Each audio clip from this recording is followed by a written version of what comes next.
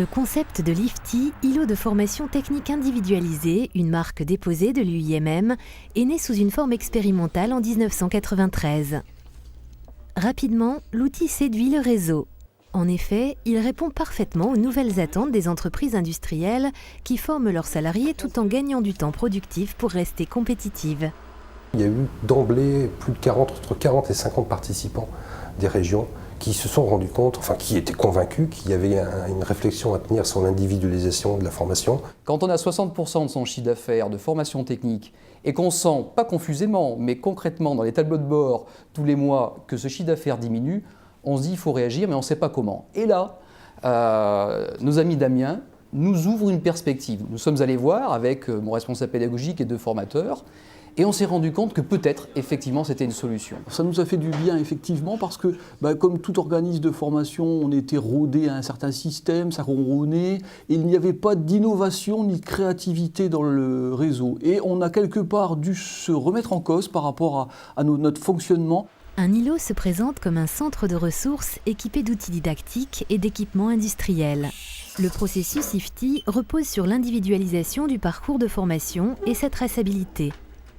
Il doit répondre aux objectifs professionnels de l'entreprise et s'effectuer en juste à temps, mais aussi être adapté aux besoins spécifiques de chaque apprenant.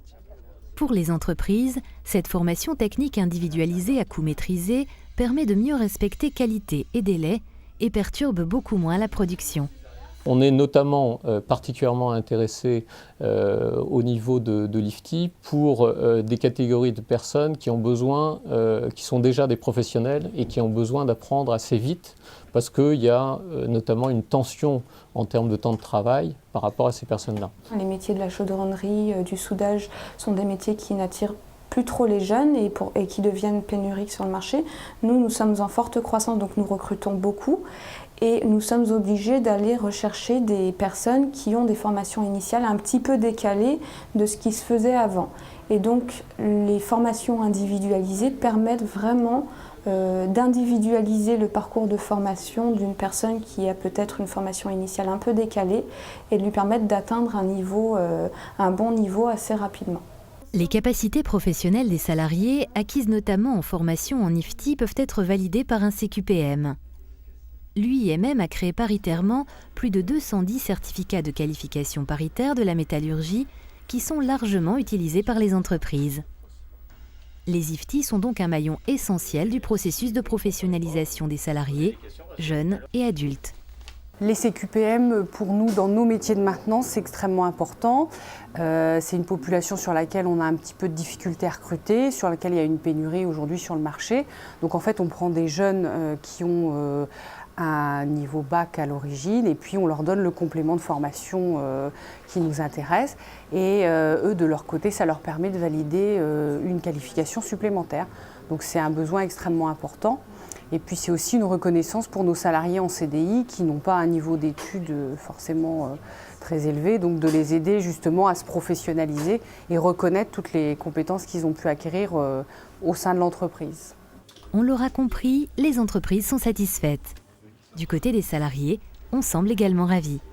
On travaille beaucoup en individuel et beaucoup en autonomie, parce qu'on a tous les cours et parcours sur l'ordinateur, donc les formateurs nous donnent ce qu'on a à faire et on avance selon nos capacités.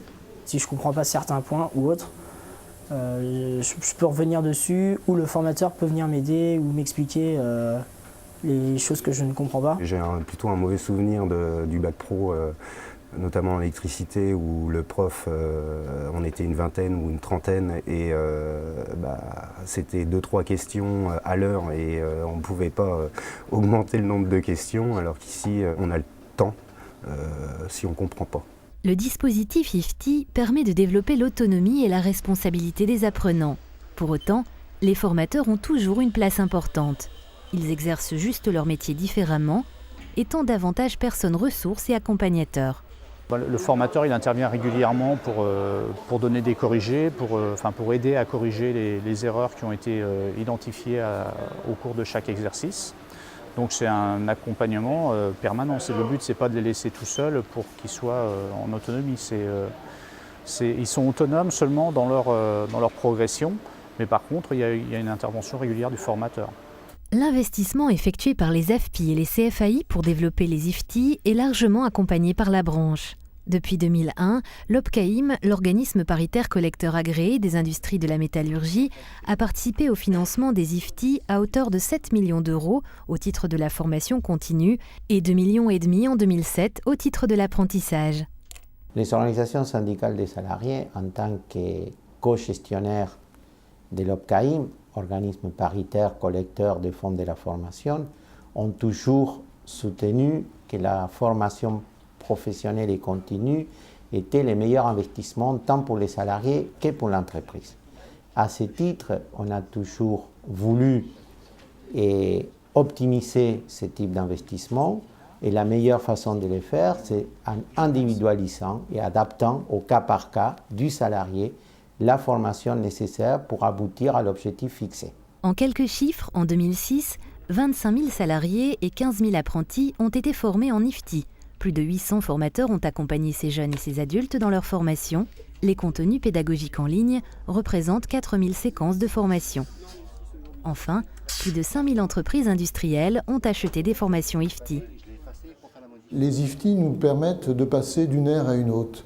Quand j'étais dans l'industrie, on parlait de passage de l'analogique au numérique. Eh bien, avec les IFTI, on passe de la formation de masse à la formation individualisée, personnalisée. Il faut prendre le train de l'IFTI de toute urgence, il faut aller beaucoup plus loin et l'élargir à l'ensemble des champs sur lesquels nous intervenons en matière de formation professionnelle. Grâce à un formidable travail des territoires largement fondé sur l'estime et la confiance les uns envers les autres, l'IFTI est un succès pour l'IUMM et son réseau.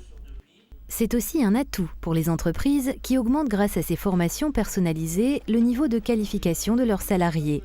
Reste maintenant à accélérer le mouvement et à étendre cette innovation majeure à l'apprentissage industriel, du bac pro à l'ingénieur et à la formation tout au long de la vie.